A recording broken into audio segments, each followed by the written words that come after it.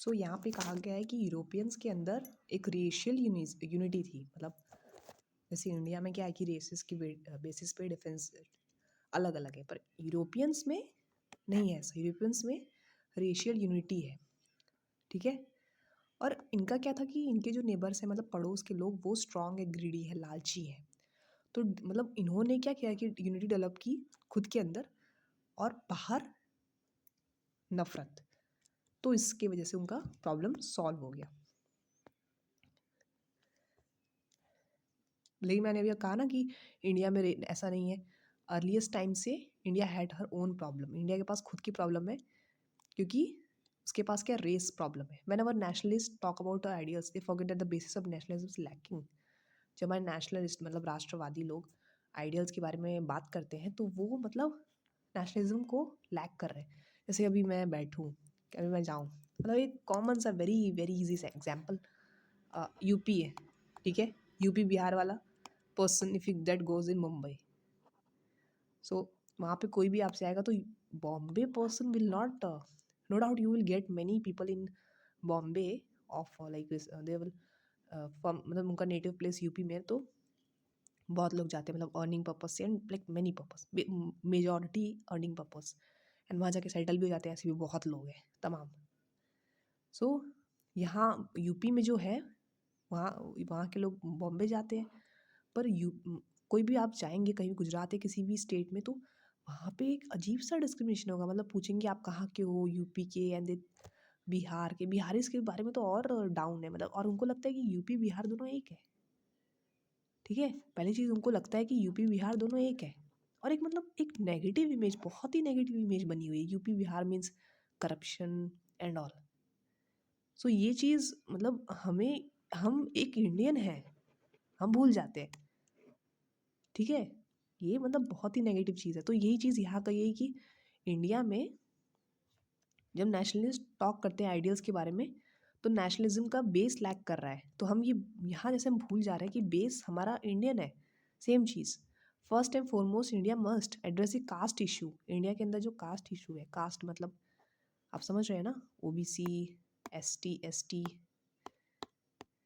सो वो caste system है India में, आप सभी जानते ही होंगे। SC, ST, OBC, others. मैं किसी को कास्ट को प्रमोट नहीं कर रही, मैं यहाँ पे जो लिखा है वही बता रही हूँ। India must address the caste issue. India has along been trying experiments in involving a social unity. जो कास्ट इशू है वो ख़त्म ही नहीं हो रहा। And by introducing caste system, India has tried to solve the race problem in such a manner as to avoid all friction, yet to afford such each race freedom within its boundaries. Then the caste system has become too rigid. इसमें ये चीज़ कही गई है कि caste system आया तो race की problem solve हो गई, लेकिन जब कास्ट सिस्टम आने के बाद वो प्रॉब्लम रिजिट हो गई। What was once meant to introduce social order by accommodating the various racial groups in India has now become a gigantic system of cold-blooded repression. In spite of our great difficulty, however, India has tried to make an adjustment of races and seek for some basis of unity. तो अब क्या है कि बहुत difficulty के बाद भी India ने ट्राई किया है कि रेसेस के बीच में एडजस्ट करना एंड मतलब कुछ बेसिस यूनिटी का देना, और this basis has come through our. और मतलब वो कैसे आया, मतलब बहुत हम लोग के बीच में बहुत मतभेद है, सब कुछ है, लेकिन एक यूनिटी का हम लोग का कैसे आया कि हम लोग के अंदर एक एकतावाद है। कैसे, ये सब कौन लाया एकतावाद? नानक, गुरु नानक, सुना है नाम आप सभी ने? कबीर, जो बोलते कि जुलाहे के घर पैदा हुए थे ना, मतलब बहुत ही इनकी फेमस कॉम्पोजिशन है। दुख में सुमिरन सब करे, सुख में करे न कोई, जो सुख में सुमिरन करे दुख काहे को होए। और जो घट प्रेम न संचारे, जो घट जान समान, जैसे खाल लोहार की सांस लेत बिनु प्राण। चलती चलती देख के दिया कबीरा रोए, दो पाटन के बीच में साबुत बचा न कोई। पोथी पड़ी पड़ी जग मर लय, पंडित भया न कोई, ढाई आखर प्रेम का पढ़े सो पंडित होए। ये सब किसने कहा है? कबीर। कबीर बहुत ही फेमस पोएट है, Chaitanya and others, preaching one God to all races of India, one God to all races of India. इन्होंने मतलब कोई इनका डिवीजन नहीं किया। नानक कोई गॉड लेके नहीं आए, कबीर कोई गॉड लेके नहीं आए, लेकिन जो नानक थे वो कोई गॉड लेके नहीं आए, कबीर कोई गॉड लेके नहीं आए, लेकिन कबीर के बाद अगेन मतलब बुद्धा कोई वो नहीं कोई गॉड लेके नहीं आए थे, महावीर कोई गॉड लेके नहीं आए, लेकिन बुद्धा के बाद अगेन वो एक फॉर्मेशन बन गई। सेम चीज़ यहाँ पे बोली गई है कि इन्होंने सिर्फ एक भगवान को सबको पढ़ा है, and the caste system is the outcome of the spirit of toleration. What is the purpose of political freedom when the elites in, अब आपको एग्जाम्पल से मैं दोहों से आप सोच रहे होंगे मैम दोही की सुना रही है, तो एग्जाम्पल से आपको और क्लियर समझ में आ रहा होगा। The caste system is the outcome of the spirit of toleration. What is the purpose of political freedom when the elites in society are exploiting the lower classes. Political freedom का मतलब क्या है? जब एलिट सोसाइटी, एलिट मीन्स पढ़ी लिखी society, जो मतलब आपको बहुत नहीं समझती कि मैं बहुत पढ़ा लिखा हूँ, और एक्सप्लॉय मतलब वो लोअर क्लासेस को, जो मतलब जिनके पास फाइनेंशियली वीक है और जो मतलब लोअर क्लासेस हैं, specially the untouchable, so ruthlessly वो उसको एक्सप्लॉइट कर रही है। India ought to come out of the social stagnation by educating the people. In spite of our great difficulty, however, India has tried to make an adjustment of races and seek for some basis of unity. And Tagore then compares the Indian situation with that of America. अब क्या कर रहे हैं Tagore? India को America से, India versus हो जाएगा, ठीक है, इंडिया और अमेरिका के बीच में कंपैरिजन हो रहा है। बोथ हैव सर्टेन, मतलब दोनों में सिमिलरिटी है, जैसे कि इंडिया में अमेरिका में they are people of many races. He told the Americans that they themselves were caste ridden, as is evident from their treatment of the red Indians and the Negroes.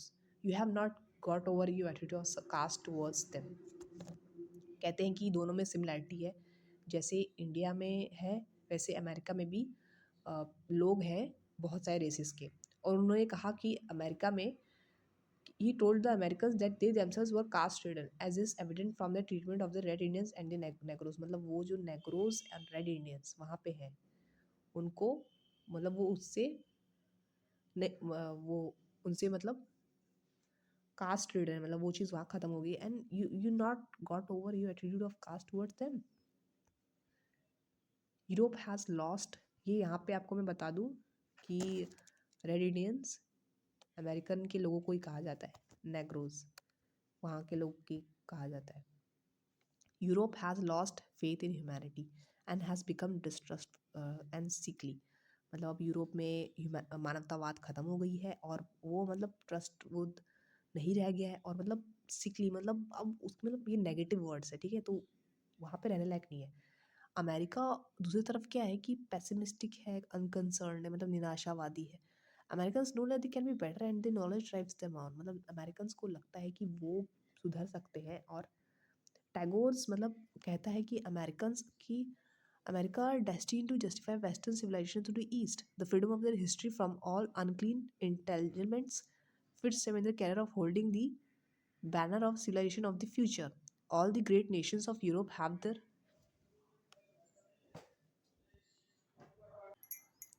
an Englishman can never truly understand India because their minds are not disinterested with regard to that country. Englishman कभी भी India को नहीं समझ सकते। अगर if one compares England with Germany or France, one will find she has produced the smallest number of scholars who have studied Indian literature and philosophy with any amount of sympathetic insight. This attitude of apathy and contempt is natural, where the relationship is abnormal and founded upon national selfishness and pride. Okay? But American history has been disinterested, and that is why Americans have been able to help Japan in their, but American history मतलब कि उसमें क्या है कि America को help किया है Japan को उनके लेसन्स में पढ़ने के लिए, and that is why China can look upon them with the best confidence in the dangerous period. American मतलब अमेरिकन यहाँ पे उनका एक पॉजिटिव एटीट्यूड बताया गया कि वो अपनी रिस्पॉन्सिबिलिटी ले रहे हैं अच्छे फ्यूचर के लिए, और therefore all countries of the earth America has to be fully conscious of this future. Her vision must not be obscured and her faith in humanity must be strong with the strength of youth. और हमने अपनी early history में देखा है कि geographical limits of each country was small, it was sufficient for man to develop this sense of unity within their area of segregation. मतलब geographical unit से बहुत ही वो स्मॉल है, और मतलब सफिशिएंट है कि मतलब लोगों के बीच में एक यूनिटी बने। और in those days they combined among themselves and fought against other. मतलब खुद में यूनिटी और बाहरी से नफरत। But it was this moral spirit of combination which was the true basis of their greatness, and this fostered their arts and science and religion. तो अब उनका जो ट्रू बेसिस है ग्रेटनेस का क्या है कि उन्होंने आर्ट साइंस रिलीजन इन सबको फॉस्टर किया, इन सबको अपना लिया है। और टैगोर, रविंद्रनाथ टैगोर क्या क्वेश्चन करते हैं कि can we ever hope that this moral barriers against our race amalgamation will not stand in the way of a political unity. कि क्या ये सब चीज़ें बैरियर हैं हम लोग के मतलब रेस में, हम लोग की जो पॉलिटिकल यूनिटी है, हम लोग का जो हम एज अ नेशन कंबाइन करना चाहते हैं, क्या ये सब चीज़ें मतलब एक बैरियर है? The very people who are uploading nationalistic ideas are themselves with the most conservative in their social practice. जो मतलब नेशनलिस्टिक आइडियाज़ लेके घूम रहे हैं वही सबसे ज़्यादा कॉन्जर्वेटिव है सोशल प्रैक्टिस में, वही समाज में सबसे ज़्यादा भेदभाव करते हैं। और नेशनलिस्ट कहते हैं कि स्विट्ज़रलैंड को देखो, जहाँ पे रेस डिफरेंसेस के बावजूद जो पीपल है वो एक सॉलिडिफाइड है नेशन के तौर पे। मतलब नेशन के तौर पे वहाँ पे मतलब लोग वहाँ पे रेस के तौर पे बहुत डिफरेंसेस है, पर एक नेशन के तौर पे वो सॉलिडिफाइड है, एकतावाद है उनमें। And they forget that in Switzerland the races can mingle, they can intermarry because they are of the same blood. वो सोचते हैं कि हम सेम ब्लड के हैं तो हम अलग अलग रेसेस के भी हम मतलब मिक्स हो जाते हैं, हम शादी कर लेते हैं आपस में। क्योंकि एज इन इंडिया आप you know that intercaste marriage को आज भी कहाँ बहुत कम होती, तो उसकी शादी हो गई, लव मैरिज हो गई, तो मतलब फॉर एग्जांपल तो वो चीज़ ये यहाँ पे इंटरकास्ट को सेम चीज़ मतलब वहाँ पे जो उसका जो रेसिस के विद इन जो मैरिज होगा, जो इंडिया में जो इंटरकास्ट है वो स्विट्जरलैंड में जो इंटरमैरी यहाँ पे बताया गया है। In India there is no common birth right. And when we talk of western nationality, जब हम पश्चिम राष्ट्रवाद की बात करते हैं, forget the nations they do not have the physical repulsion that we have among different castes. Yet we do have an instance in the whole world where people who are not allowed to mingle their blood share their blood for one another. जहाँ पे आपस में लोग नहीं मिलते हैं, वो एक दूसरे के लिए एकदम जान देने को तैयार है। Even you find few instances they are done by coercion or for mercenary purposes. What India most needs is in constructive work coming from within herself. India को एक कंस्ट्रक्टिव वर्क वे में करना चाहिए काम, so that they solidify. We must show those who are over us that we have the strength of moral power in ourselves, the power to, हमें दिखाना चाहिए कि हमारे पास एक मॉरल पावर है, हमारे पास हम ट्रुथ के लिए पावर है, टू सफर फॉर ट्रुथ, हम मतलब सच के लिए हमारे पास पावर है, हम सच के लिए लड़ सकते हैं, हमें ये दिखाना है। Those who are gifted with the moral power of love, जो मतलब जिनके पास पावर है लव और विजन की, स्पिरिचुअल यूनिटी के लिए, who have the least feeling of enmity against aliens and the sympathetic sahanubhuti insight to place themselves in the position of others, will be the fittest to take their permanent place in the age that is lying before us. Those who are constantly developing their instinct of fight and intolerance of aliens will be eliminated. Heterogeneity मतलब heterogeneous, सुना है? Hetero मतलब बहुत ही उसमें मतलब उसमें variety होना is the problem before us, and we have to prove our humanity by solving through the help of our higher nature. हमारा मतलब बहुत ही उसमें उच्च मानवतावाद, हमारा बहुत ही उच्च प्रकृति का होना, उसकी वजह से हमारे जो भिन्नता है उसका समाधान निहित है। Is finding a solution to a problem we would help to solve the world's problem as well.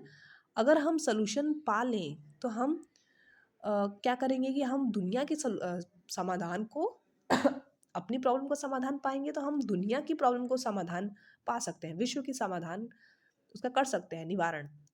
What India has been the whole world is now, जो इंडिया के साथ था कभी, अब वो पूरी दुनिया के साथ हो चुका है। अब पूरा जो विश्व है, मीन्स दुनिया मीन्स विश्व, the whole world is becoming one country through scientific facility. अब पूरी दुनिया एक बन रही है, कैसे? साइंटिफिक फैसिलिटी से। Okay, and the moment is arriving when one must find a basis of unity which is not political. अब क्या होगा कि कोई ऐसा मोमेंट आएगा जब कोई यूनिटी का एक हमें मौका मिलेगा जो कि पॉलिटिकल, जो कि मतलब उसका मतलब कोई राजनीतिक कारण नहीं है। India can offer to the world a solution will be contribution to humanity. अगर ऐसा कुछ होता है तो ये कंट्रीब्यूशन होगा ह्यूमैनिटी के लिए, मानवतावाद के लिए। जो वेस्ट है वो इंजॉय कर रहा है homogeneity of races, means has never given attention to this problem of heterogeneity, मतलब वहाँ पे सेम चीज़ है, मतलब होमोजिनिटी ऑफ रेसिस मीन्स एक ही रेस है, और जो हेट्रोजिनिटी मतलब वेराइटी है, and whenever confident with she has try to make it is by ignore it, मतलब वहाँ पे वो चीज़ उतनी ज़्यादा नहीं वो सफ़र कर रहे हैं। अमेरिका, ऑस्ट्रेलिया में, यूरोप ने कैसे उसको किया problem solve, by almost exterminating the original population, उसने उसको एक्सटर्मिनेट कर दिया। But India tolerate differences of races from the first, India ने उसको शुरू से उस प्रॉब्लम को फेस किया। अब मुझे सब लोग एक्सटर्मिनेट का मतलब बताएंगे।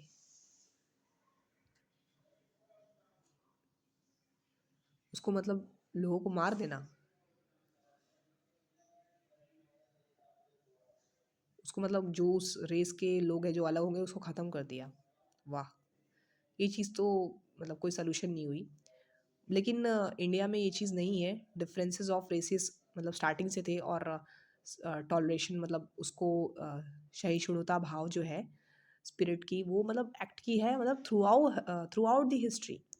अब टैगोर कहते हैं डायरेक्टली, मतलब कहते हैं इधर you shut your doors against the aliens और रिड्यूस देम इनटू स्लेवरी, या तो अपने दरवाजे बंद कर दो एलियन के प्रति, या तो उनको स्लेवरी के उसमें मतलब रिड्यूस कर दो। और ये आपका सोल्यूशन है प्रॉब्लम ऑफ मतलब रेस कॉन्फ्लिक्ट जो है उसका सोल्यूशन है। और whatever way its merits you will have to admit, मतलब जो भी उसका मैरिट होगा उसको तुम्हें एडमिट करना है। और it does not spring from the higher impulses of selection but from the lower passions of greed and hatred. During the evolution of the nation the moral culture of brotherhood was limited by geographical boundaries. ये कैसे limited है brotherhood का culture, moral culture?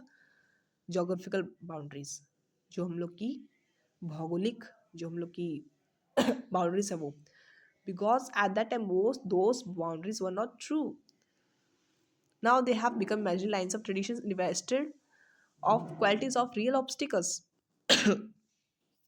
Sorry. So the time has come when man's moral nature must deal with this great fact with all seriousness or perish. Tagore ने believe किया कि nationalism फोस्ट करता है separatism को। इन हिज वर्ड्स सेपरेटिस्ट, सो यहाँ पे Tagore says I am not against one nation in particular but against the general idea of all Nations, मतलब कि यहाँ पर टैगोर कहना चाहते हैं कि मैं अगेंस्ट नहीं हूँ एक नेशन के, बट इस आइडिया के कि ऑल नेशन के अगेंस्ट हूँ, मतलब जो जनरल आइडिया है उसके, मतलब नेशन यहाँ पे क्या वो कहना चाहते हैं, it is the aspect of a whole people as an organised power, मतलब कि this organisation instantly keeps up the instant of the population on becoming strong in this, मतलब कि जैसे हम मैंने भी बताया ना कि कोई नॉर्थ इंडियन है, कोई साउथ इंडियन है, कोई गुजरात का है, कोई यहाँ पे सेवन सिस्टर्स का, तो हम लोग अलग अलग अलग अपने आप को मान रहे हैं, तो ये चीज़ नहीं होनी चाहिए, हमको as a nation as an Indian stand होना है। तो वही यहाँ पे उन्होंने टैगोर ने ये चीज़ कही है। Tagore completes the essay with I will persist in believing that there is such a thing as a harmony of completed in, मतलब वो कि हारमोनी ऑफ ह्यूमैनिटी की कंप्लीटनेस में बिलीव करते हैं, जहाँ पे poverty does not take away his riches, where defeat में लीड हिम टू विक्ट्री, मतलब हार जीत में बदल जाती है, और जो डेथ है इमॉर्टैलिटी में, और compensation to inter eternal justice those who are the last में yet have their insult transmuted into a golden triumph. और ये जो कमर्शियलिज्म है मॉडर्न एज का, ही setting up the idea of power over the power of perfection, with its barbarity of ugly decorations it is terrible menace to all humanity, it is making the cult of self seeking take pride in its naked shamelessness। मतलब basically Rabindranath Tagore India को एक nation के तौर पर देखना चाहते हैं, ना कि नॉर्थ इंडिया डिवाइडेड है साउथ इंडिया में, ऐसे नहीं। Our nerves are more delicate than our muscles. Things that are most precious in us are helpless as babies when we take away from them the careful protection। हमारे अंदर क्या है कि हमारे अंदर थिंग्स जो मोस्ट प्रेशियस है वो हेल्पलेस है as babies when we take away from them the careful protection. जैसे तुम छोटे बेबी होते हैं एकदम न्यू बॉर्न बेबी, वो कुछ टाइम तक इवन बेबी आफ्टर 1 और 2 ईयर मतलब वो हेल्पलेस होता है। सो हमारे अंदर से भी वो जैसे कि प्रेशियस चीज़ें ली ली जाएँ तो हमारे अंदर भी कुछ बचेगा नहीं।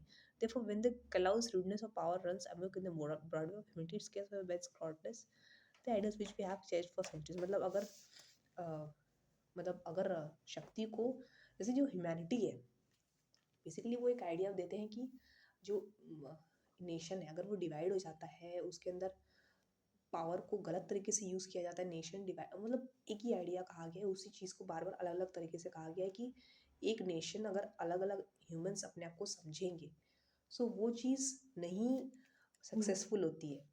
हम अपने आप को यूपी का समझ लें, साउथ का समझ ले, यहाँ का समझ ले, वहाँ का समझ ले, हम बरेली का समझ ले, हम मेरठ का समझ ले, अरे वो लखनऊ वाला है, तो वो चीज़ नहीं सक्सेसफुल है। हम क्या है, ओवरऑल हम इंडियन है। Rabindranath Tagore wants the people that no nation should project itself in terms of mine and thine. मेरा और तेरा नहीं करना है ना, मैं बरेली का हूँ, तू लखनऊ का है, बरेली वाले ऐसे होते, वो वैसे होते, ये जो एकदम स्ट्रीट डॉग्स के जो जजमेंट्स होते हैं, ये चीज़ मतलब ख़त्म करनी है। This will create antagonism among themselves, keep such about it. हमें उससे ऊपर उठना है। वहाँ की लड़कियों से शादी कर ली तो उस टाइप के निकले, वो ऐसे निकले, जो एकदम नेगेटिव माइंडेड होते हैं, वो चीज़ ख़त्म करनी है। Keeping much about it, one should feel his existence in the world. वो एक एग्जाम्पल दिया था मैंने, just take it as an example. Feel his existence in the world as a member of one divine nation. हमें क्या समझना है, world as a one divine nation, हम एक है। In his verse from now onward, any nation which takes an isolated view of its own country will run counter to the spirit of the new age and knows peace from now onward. The anxiety that each country has for its own safety must embrace the welfare of the world.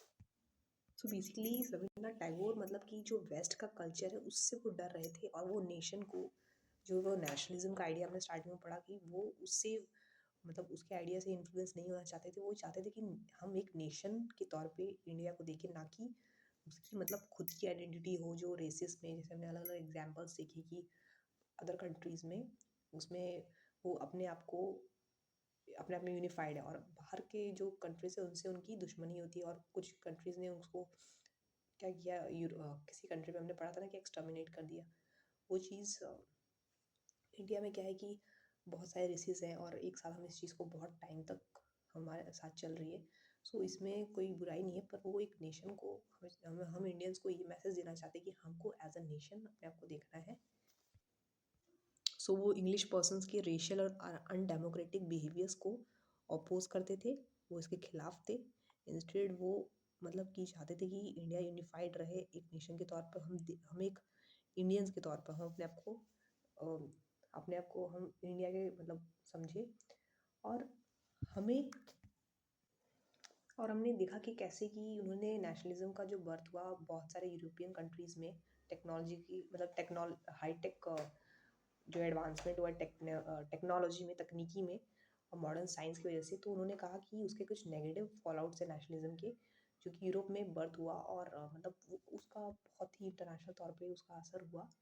और in his legendary lecture on nationalism which he मतलब basically delivered in 1960, मतलब उन्होंने कहा कि west success in the field of science and technology has led to dehumanization, increasing greed for power. And nationalism instilled unbridled just lust for power and money within society, which resulted in continuous degradation, जिसके moral values का, dignity का, severe condition, labor class का, और ये race for power and money, इन्होंने colonisation मतलब जो शासन कर रहे थे, इनको एंकरेज किया टू मतलब हम लोग को मतलब टेरिटरी के बियॉन्ड वो रीच कर गए, एंड करने मतलब वो एक्सप्लॉइट करने लगे लोगों को, और इससे मतलब वो उस चीज़ को नहीं फेवर करते थे।